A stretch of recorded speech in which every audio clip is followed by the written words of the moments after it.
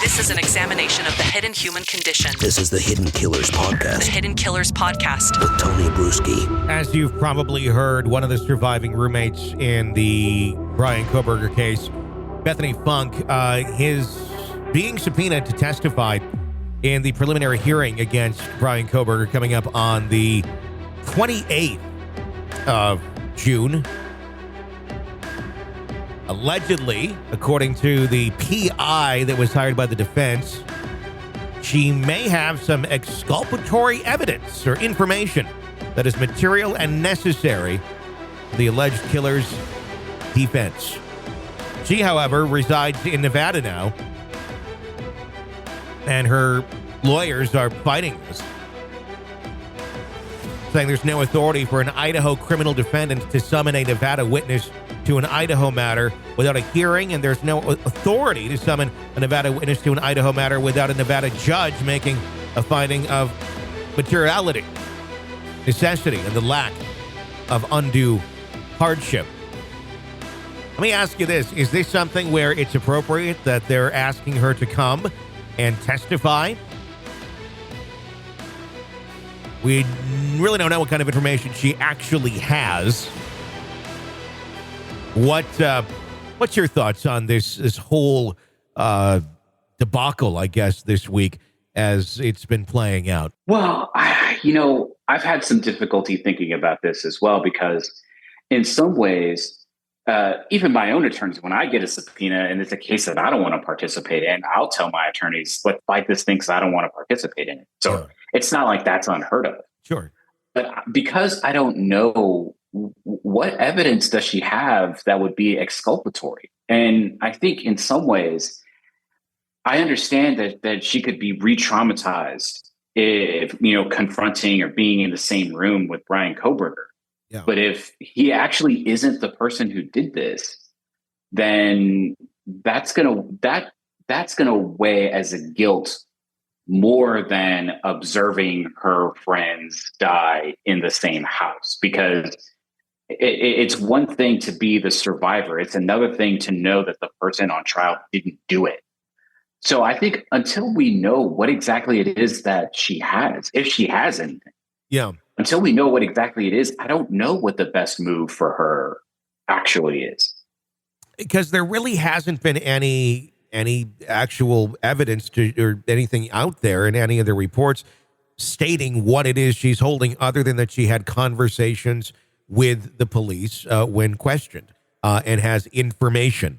There had been some reports specifically from the UK, I believe it was The Sun, and it made me very confused, and I think some others as well, where there was published in their reporting that she had testimony or has said to police that she saw a naked man leaving through the patio doors. Number one, it doesn't make sense at all physically in how geographically the house is laid out, how that would even be possible. Nor have we ever heard that or seen that in any sort of documentation that has been out there. There is always, of course, a possibility that it is in some sealed documents that are not yet revealed. But I don't know. And until we know that, I don't know where that even came from. I suppose if there was something of that nature, I'm not saying that is true by any means, but something of that nature that could be very powerful in terms of looking at the possibility of there being someone else involved. Yeah, I agree. And it's also a product of the time in which we live that we cannot trust any of the reporting that we get, because we don't know what's real and what isn't real. Yeah. And so it's again, if it's something that can absolutely, definitively say that it's not Bryan Kohberger, then I think it would weigh heavily on her emotionally if she doesn't actually come out and say what is real. That kind of guilt, that's a real sort of Edgar Allan Poe telltale heart kind of thing. Completely. Is there ever a time, though, with something like this where you've had a witness that maybe they really don't have a whole lot to give, But the defense is going to, subpoena and beg and do everything they can to make them come testify. And at the end of the day, there really isn't a whole lot that's coming to the light or coming to the surface that really helps their defense. Is there ever a time where one can tell the court, look, this person is already too traumatized.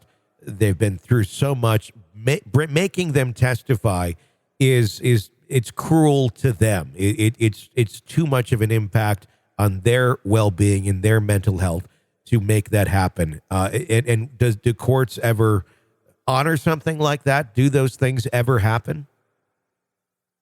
I mean, sure. I mean, she could give a deposition. She could have testimony done in camera. So that means there's no jury there. Yeah. She'd be given, like a support, maybe animal or have like a counselor or a friend be with her while she gives testimony. So, I mean, but the other thing has to be is that if she has evidence and there's no other way to get the evidence in, then either side has to play the game of, okay, well, is this evidence, strong enough? And unfortunately, if there's a court order for her to provide testimony, there's not many ways around a court order. So I guess are the ways in which she can do it. But yeah, I guess why would they not go to that route first? What is the difference between her giving a deposition where she's at in Nevada, going and sitting in a room, not in front of a court or judge or a jury or anything like that? Just I'll tell you, I'll answer your questions, but I'm not going to come all the way back to Idaho to do all this. Why would that not be sufficient enough for what they're asking for? Why let's drag her back up here and put her in the same room with Kohberger?